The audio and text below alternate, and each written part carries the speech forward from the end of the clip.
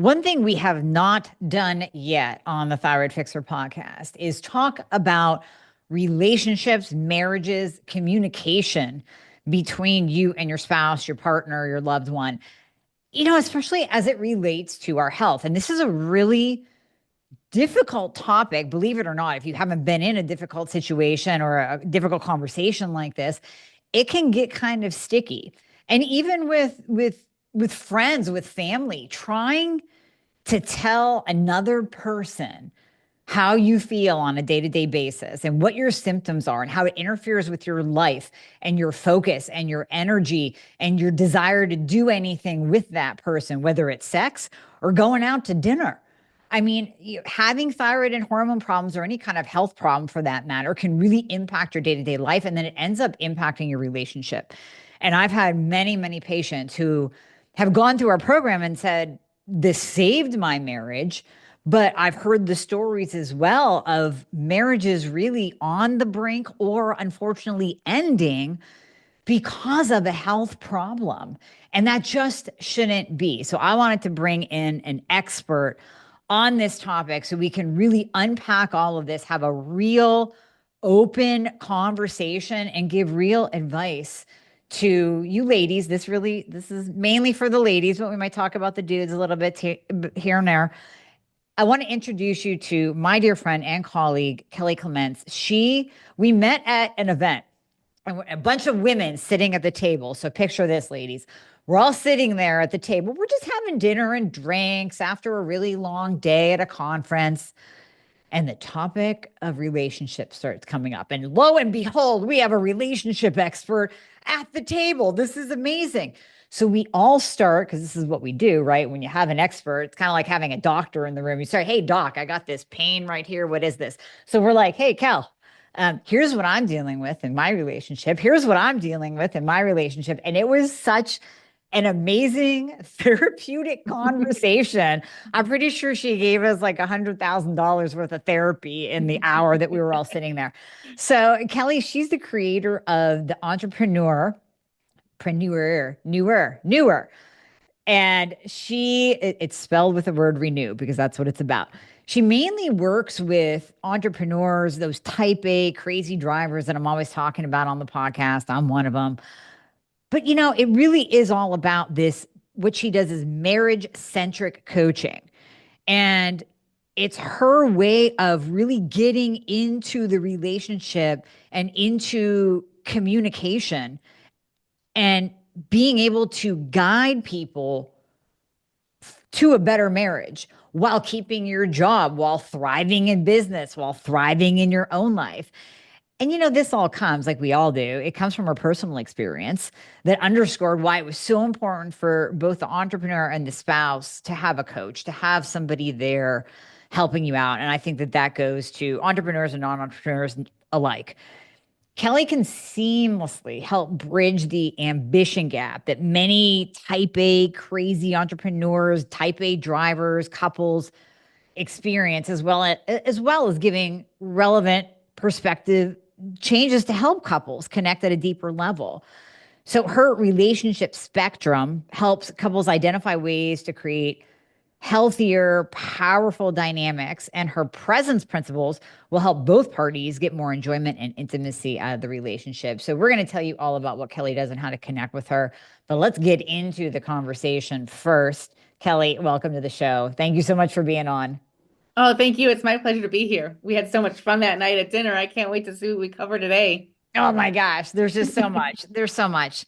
So, I don't even know where this is going to start and where it's going to end. We're just going to let it flow. But because you and I have such great conversation. But I think where I want to start is on the topic of talking to your spouse about how you feel. And yes, that can be interpreted a million different ways. What I'm talking about are the symptoms that a woman experiences as her hormones are changing, as she is dealing with a health crisis, as she's dealing with hypothyroid symptoms, and how those can really, really impact a relationship.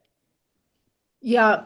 So the first thing that comes to mind is the truth is the loudest sound in the room. And so when I'm working with couples who are in this phase, What one scenario that sometimes is happening is maybe the woman is perimenopausal or menopausal, and her estrogen is starting to drop. And so, we know the symptoms of that. You're tired, your libido drops, all of these other things. And she's telling her husband, I'm not in the mood. My libido has dropped. I'm tired. I have no energy. And the next night she's going out with her friends or she's on a girls' trip tearing it up. And the husband's like, WTF? Right. Like, which one is it? And so a couple things are happening. And I learned this because I'm in menopause now. And one of the things that was so fascinating to me is that when you're in menopause, like premenopause, we're wired to keep our people close. We're wired for people pleasing and keeping our tribe close because in our childbearing years, it's safer for us to have community. So we put everybody else's needs above ours in a way to keep them close.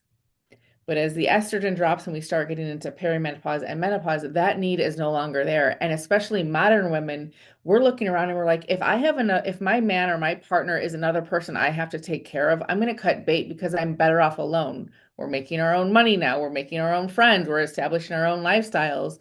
And so if the man is an active contributor, we are way more apt to cut him off. And so we say, I don't feel good. I'm just not into it. So the first thing that I want to say is that true?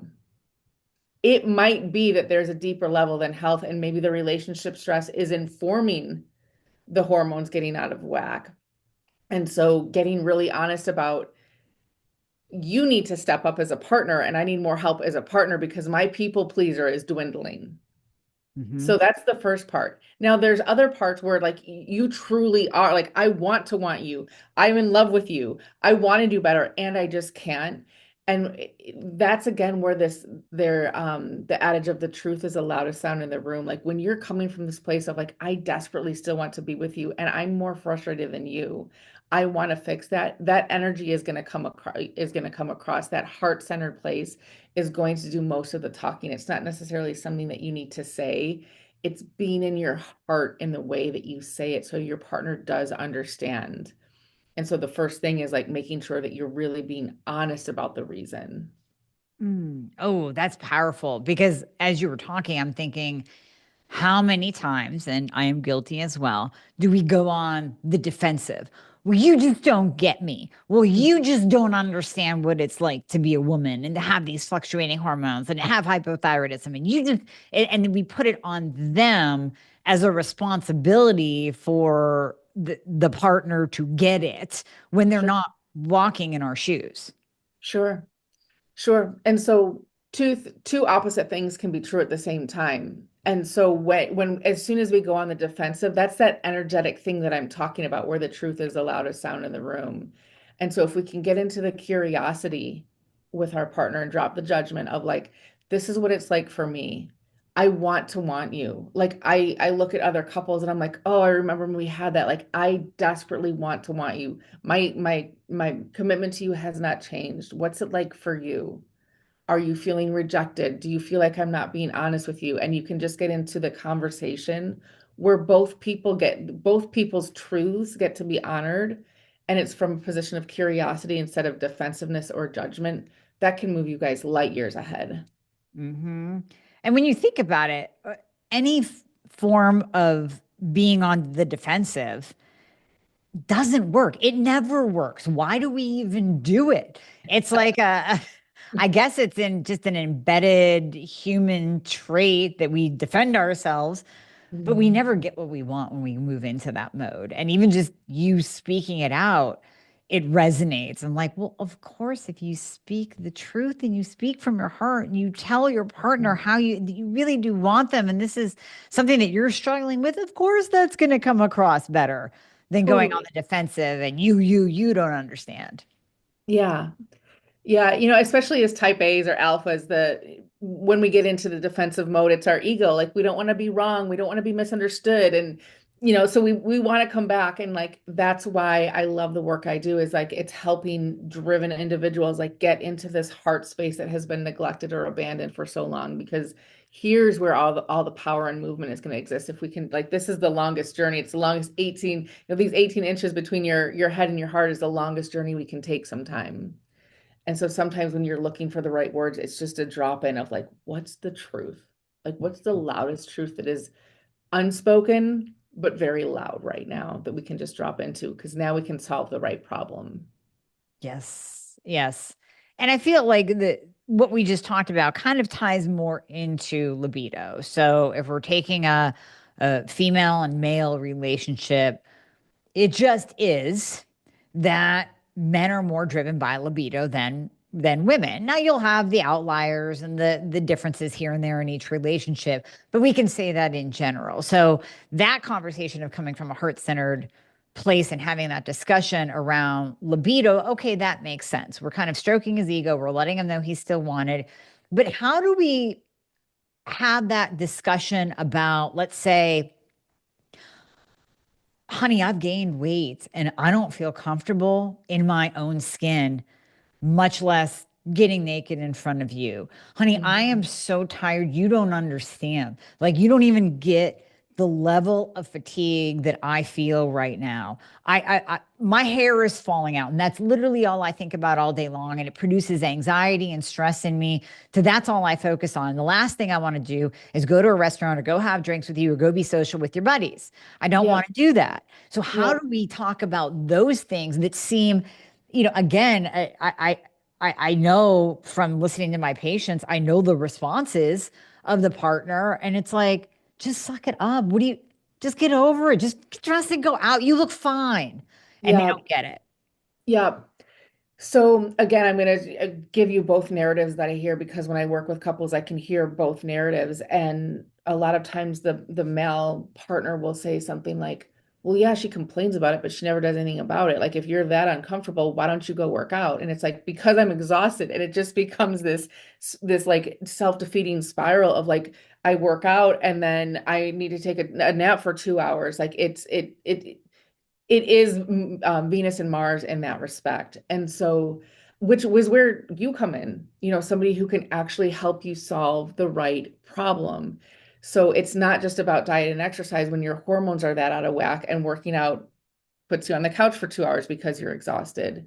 So from the man's perspective, it's like, I'm going to make this investment in my health. I'm going to hire this health coach. I'm going to go on this protocol to help solve the right problems is number one. And then for the woman, and it was one of the kindest, best things that one of my best friends said to me. Because when I started going into my perimenopause and menopause, I gained a lot of weight. And she was like, Kelly, don't be overweight and boring. Like you used to like wear like the funnest shoes and the funnest clothes and like you used to be up for anything and now you're not. Like don't be overweight and boring. Like just who cares? Like it is what it is. Just whatever, but still show up for yourself because we all benefit from that.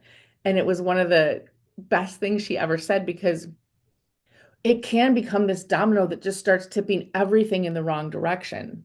Mhm. So there's as much as there's a role for the partner to be understanding and just like trust for the male partner to trust his female partner to figure it out for herself. This is a very deeply personal pursuit. So, unfortunately, this is something where I would tell the couples the male partner doesn't actually get a vote in this. We need to take ownership for our own health. Like this is deeply personal, so it would be the woman's responsibility to take ownership over that. So that's where the man's work would maybe be to let the reins go and trust his partner. And the woman's work is like, yeah, I don't want to be overweight and have bad sex. Like if he's still willing, like and this is just some of my head trash that I have to get over to, like that's fine. But I'm not gonna like be like I'm not gonna let the weight tip all of the dominoes in the wrong direction. Mhm. Yeah. And a lot of times we do, and we let it consume us. Right or wrong, we let how we feel about ourselves consume us and essentially push away those around us who are not judging. I mean, Right. chances are he doesn't care about the extra and probably doesn't even see it. But now that does not take away how we feel about ourselves. Like of course, at the end of the day, we want to have confidence. We want to have that power. Totally. We want that for ourselves. Yep. But if we're talking just relationships, the chances are pretty good that he doesn't understand because he doesn't see. Totally. or he's fine with it. Like it's irrelevant to him. But it's a good exercise for us to know that like this is where we actually get to claim that our worth is more than our beauty. For a woman, our worth is like inherent in our beauty. And for men, we would say that their worth tends to be inherent in their net worth. And just like, you know, we need to overcome where our worth and our identity is coming from outside of the money, outside of the beauty or the weight or what it looks like, and just really like that's our opportunity where we get to claim where our worth truly comes from. Exactly. Well, and to that point, that was one of the things we were talking about that night. If you have the woman making more money than the man, then okay, he's as insecure Mhm. about what he brings into the house as we are about the 20 extra pounds we're carrying around. And Totally. when you can step back and look at it from that perspective, and if you are a female and you're the breadwinner, if you can look at it and go, well, silly, I don't care about that. It's fine. Like you're doing you, you're great. Well, how he feels is the same way you feel when you put on 20 pounds and you have no control. That's right. Yeah. That's exactly right. Yeah. I love that. So this kind of transitions us then to that discussion about what to do about it. So now if we can come to some kind of a beautiful understanding, getting your partner to acknowledge your feelings, whether they see it or not, whether it bothers them or not, getting them to acknowledge that this is how you are feeling on a day to day basis, and the fact that you do want to do something about it. How do you make that transition into possibly needing to invest in yourself? And this, let me kind of set up the scenario first, too. This also comes from what I see every single day in my practice from women. They know they've already been through the gamut of the insurance based system, right? They've already seen 5 doctors, and the response from the spouse might be, well, you've been to 5 different doctors. Didn't they all help you? Like, Mhm. didn't one of them have an answer? I've heard that. Okay. So they go through the insurance based system. No doctor knows thyroid and hormones. And I'm just speaking from what I see in my practice. And they've been given the runaround, no better, no real answers, no treatment plan that's actually going to make a difference. So then they start doing the IG thing. They go, well, I'm following this person, and this person has a program. So maybe they drop, $900 in this program, and that doesn't work. And then they buy $500 in supplements that don't work, to the point where when they do find something that does, and yeah, I'm going to pat myself on the back a little bit here, when they find like our program that we can actually freaking help people and they have to invest in themselves, then the spouse is like, how much did you drop already? Didn't you do that program over there that didn't do shit for you? Didn't you just, don't we have like a pantry full of supplements and programs and weight loss gadgets and shit that you stick on your body and it's supposed to help you lose weight? And that didn't work. Are you gonna, so you're gonna blow more money over here on another program that doesn't work? How do you have that conversation? Again, I think that goes into the personal responsibility of like, yes, and also this is a process. And especially if you start in the insurance-based system, I kind of feel like those don't matter. And I think now in today's day and age, so much is coming to light about the insurance or traditional medical-based system that kind of all of those don't count. That just gets chalked into like this rat race of insurance companies trying to dictate what's happening. And I hope most people now know that the healthcare system really profits on sick patients, and it is designed to keep people in that system, and that a healed patient is a lost patient. So I would say that anything that starts in in the traditional medicine or insurance-based field kind of doesn't count. And so if you go and you find a health expert on IG, and this is somebody who turned their personal journey into a solution, great. And now you're going to marry like a personal solution, maybe that's a little bit quote unquote alternative. And I don't know why we call it alternative when it's probably more in line with how our bodies actually work. But now we're going to couple that with a medical practice or with doctor's training, and then it becomes a little bit more of a upgrade from just the IG. And so I would just encourage like the doctor-based system doesn't work. Like that wasn't my lack. That was in a faulty system. Mhm. And now we have blood tests, we have labs, we have numbers, and the numbers don't lie. And Mhm. so now we're looking at actual data, not an Instagram algorithm. Yeah. Yeah. That very well said. Absolutely.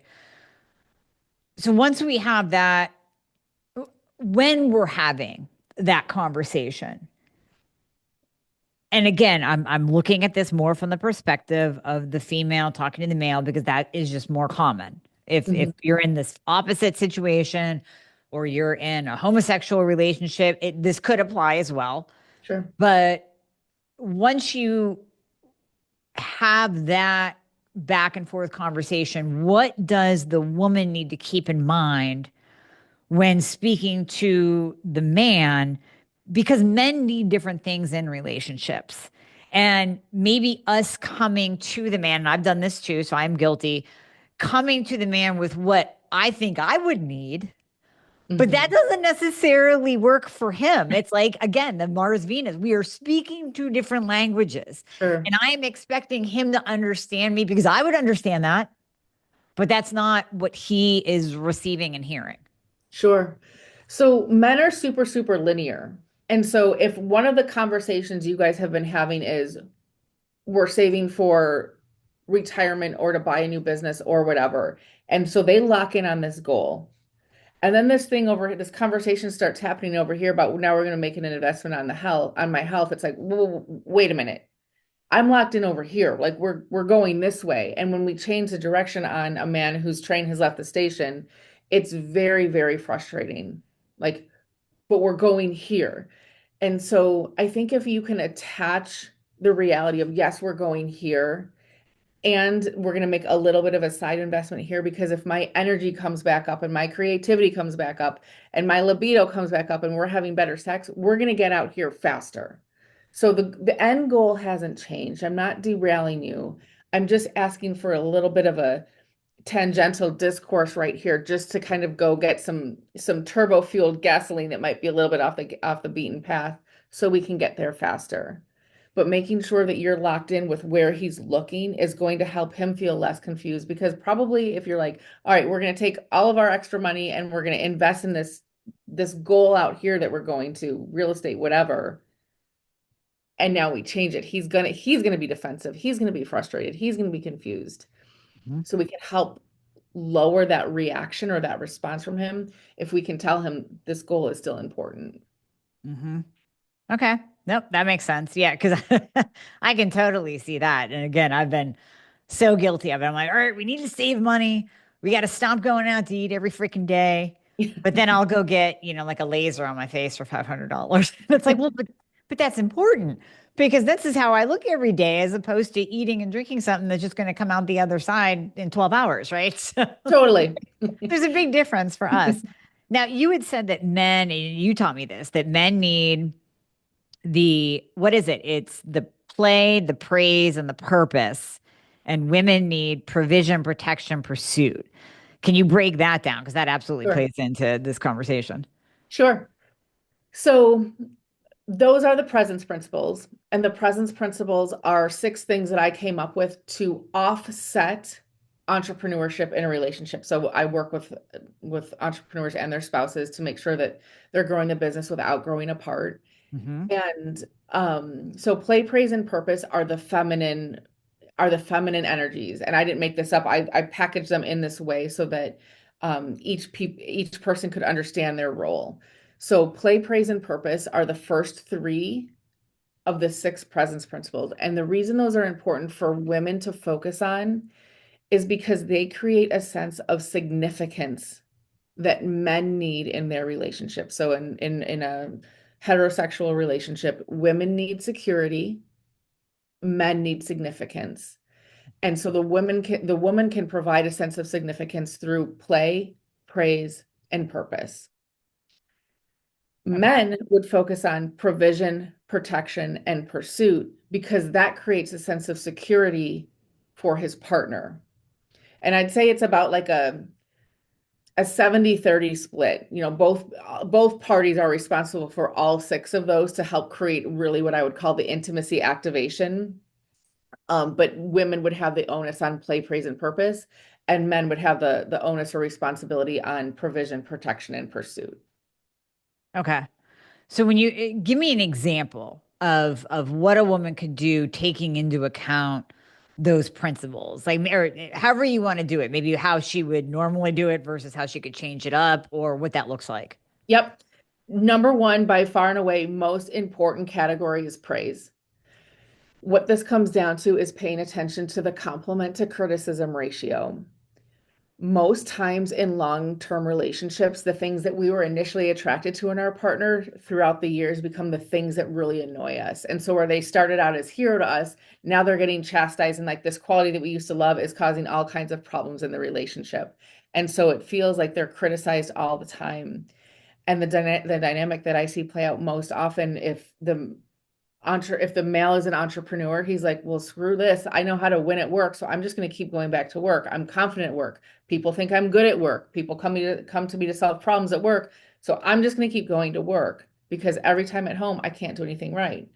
So it causes this massive like an imbalance that's already there with workaholism and business ownership. It even stacks the scales even further. And so making sure that your compliment to criticism ratio, that you're always affirming more than complaining. And I'm not saying you have to like blow sunshine up his butt all day, but you have to be really conscious about speaking into the things that work. Behavior that gets rewarded gets repeated. And so if you're not giving your spouse any feedback in the absence of praise, this is really important.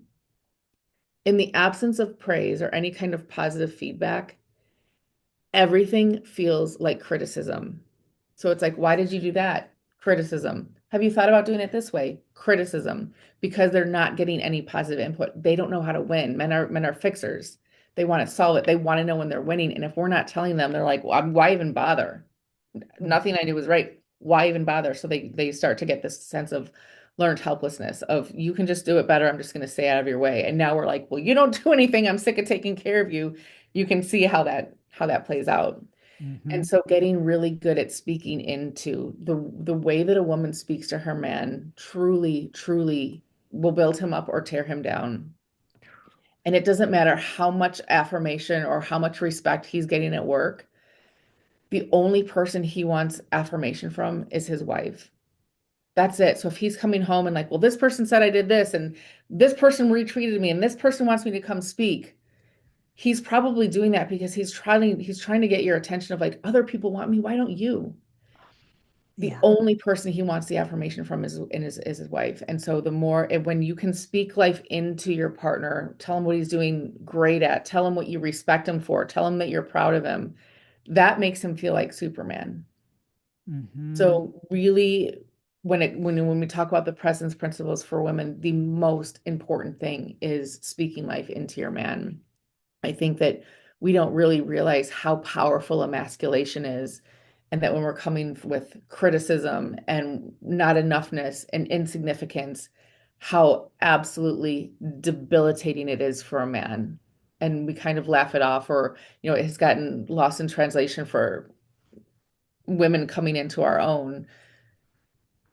I don't think the scope of how much we've really cost our partners in doing so, in trampling their egos, has really cost us as well, because now we have deflated men who don't know how to get back who don't know how to get a seat back at the table. And so as powerful women, part of our role is making sure that we're speaking into him, encouraging him, holding space for him to rise up, not doing it for him, but giving him the space and holding positive expectancy that he will. Oh, that's good. That is Yeah. so good. Like y'all can just pause and rewind and listen to that again.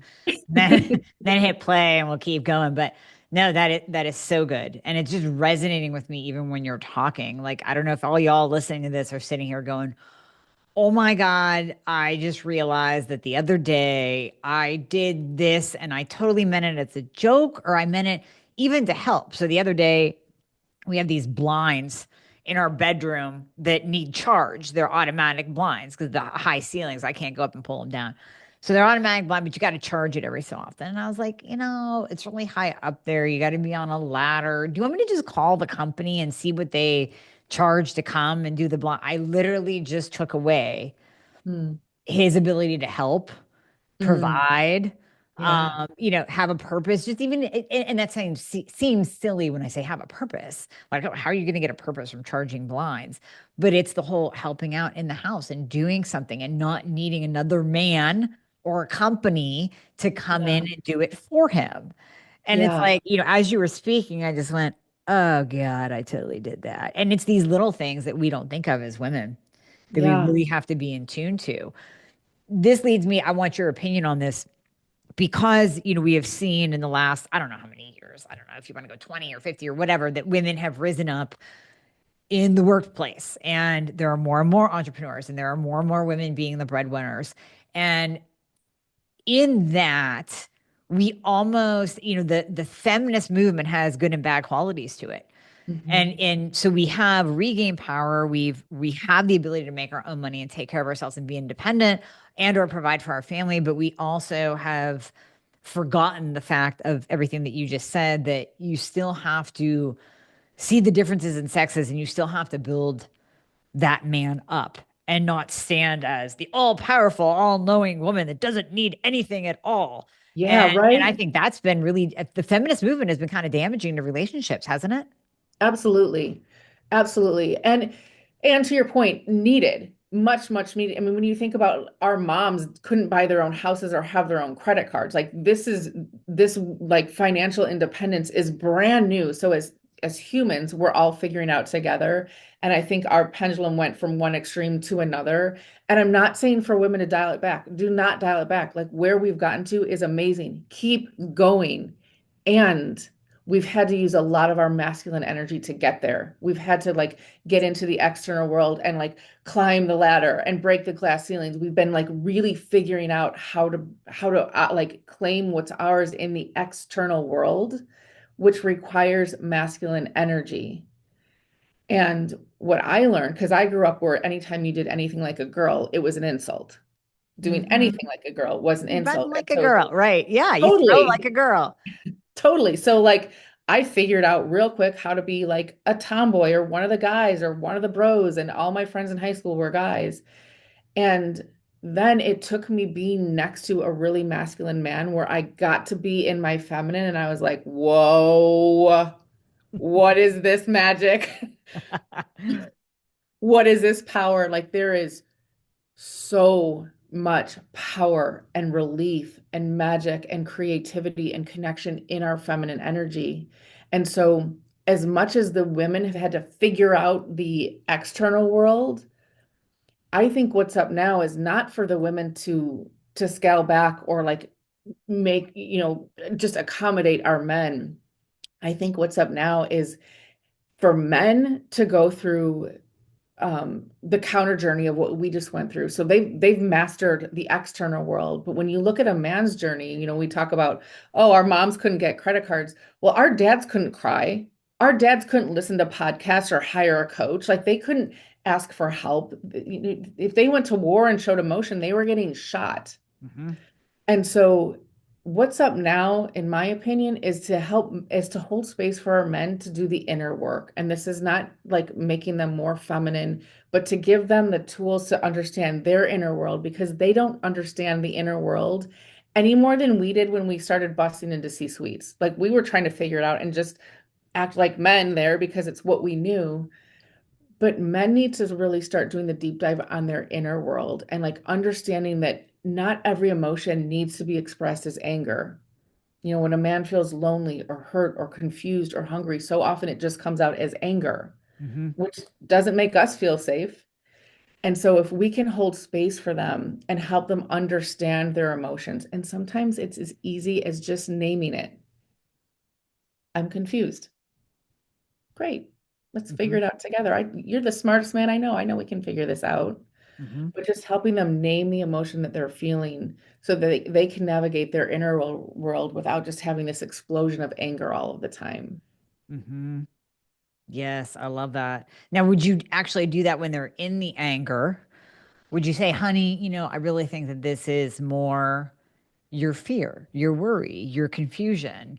Or can you not really pull them out when they're in that state? It depends on where they're at, in terms of intensity.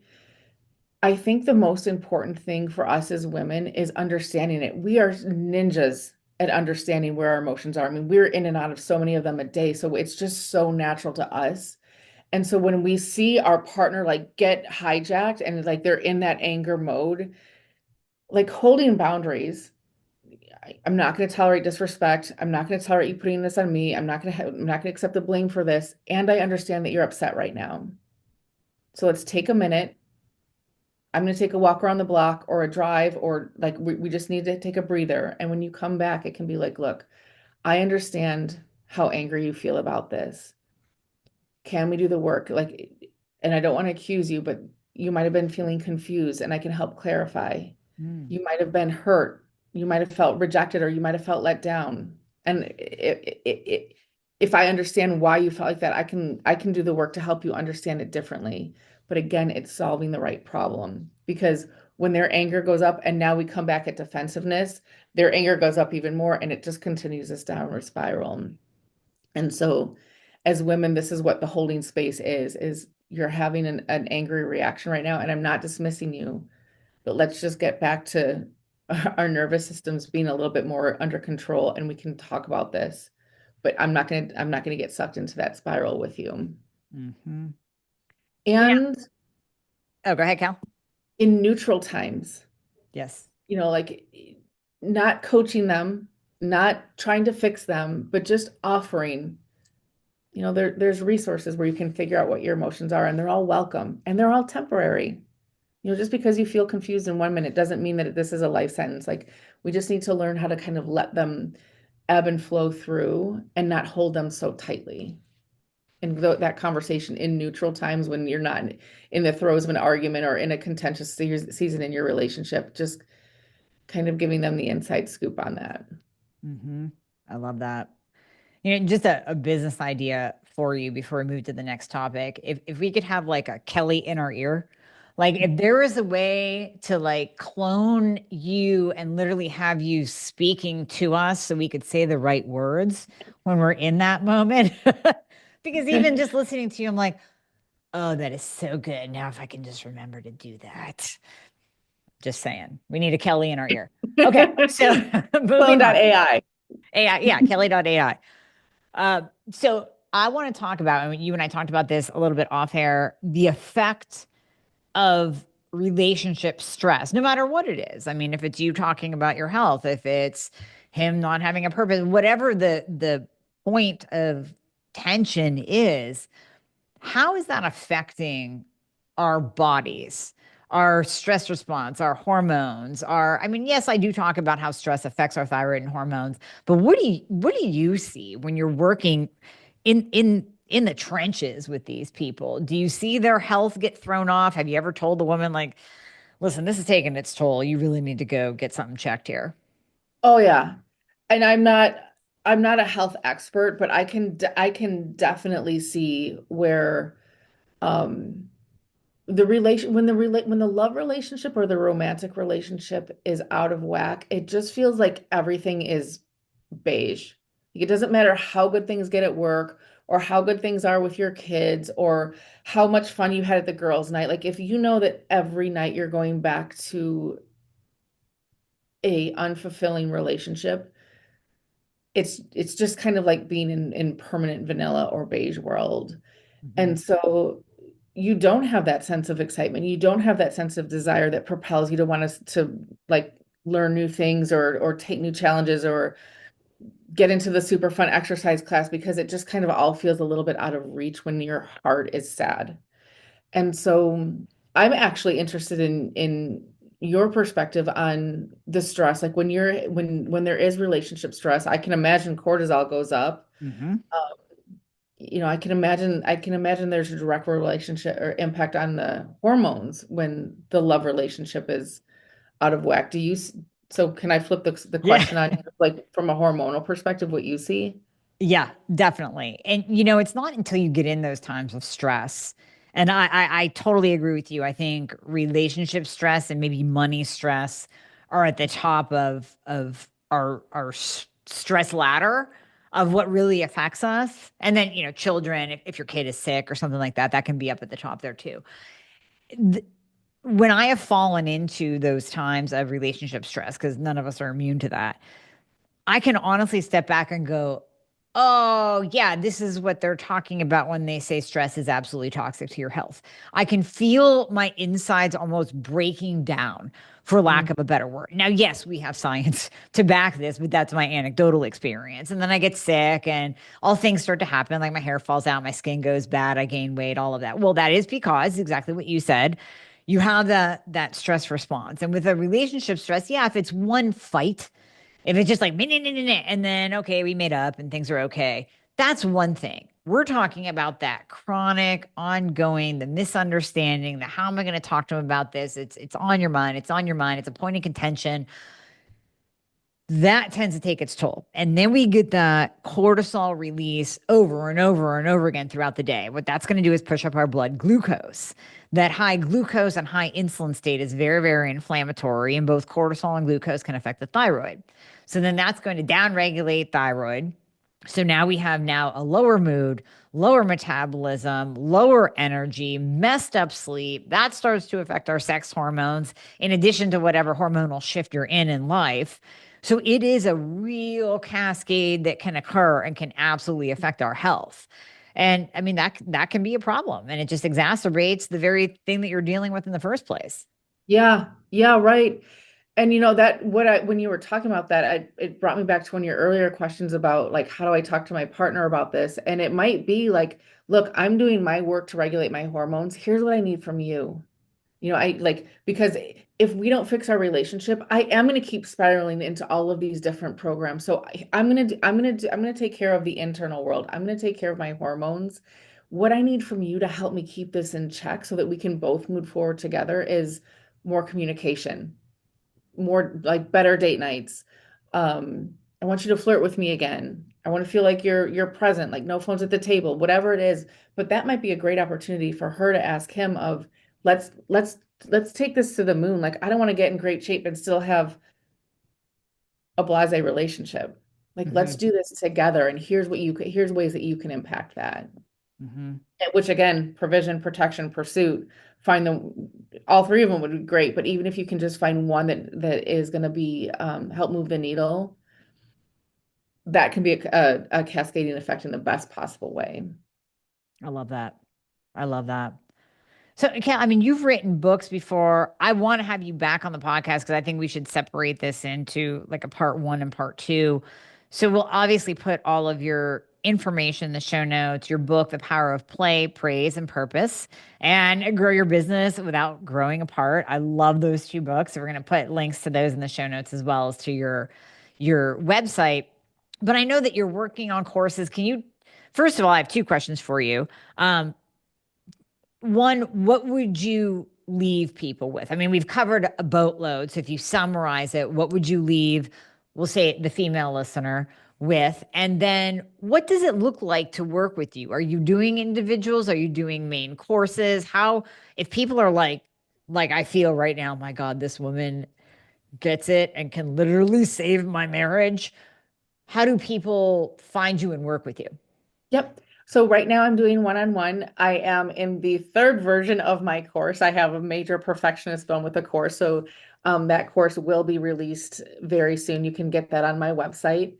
Um, and eventually later in this year, we will start doing groups of couples and just women. But for right now, it is just one-on-one coaching. And I would love to talk to anybody who has a question about it.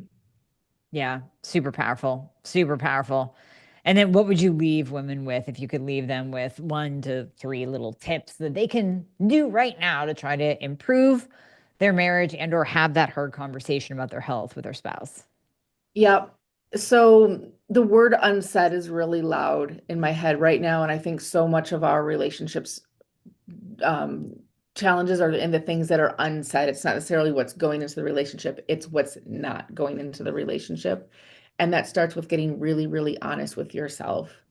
And it can be, yeah, I have been buying all the Instagram influencers and supplements, and I haven't been devoted. Why aren't I dedicated to myself? Like, he's actually right here. Like, how can I do it better this time? And how can I ask him to show up better and expect it from him? how can I say, I know you're better than this. I've seen you better than this. I believe in you. Like you have to climb up to the ceiling to charge the blinds. Like make sure I have popcorn and a glass of wine because I'm gonna be looking at that ass in the air all the whole entire time. Like what a difference that makes. I love it. But if you can hold a positive expectancy and speak that into him, it can be a total game changer. Mm, my God, this is just so good. It's so good. So I promise y'all, we're gonna have a part two. I'm gonna bring Kelly back on because I want to keep going with this because this is just invaluable. It's invaluable. So Kelly, Thank thank you. you so much for your time today. My And we'll be pleasure. Thank talking you. again. We'll be talking again because this is Yay. fantastic.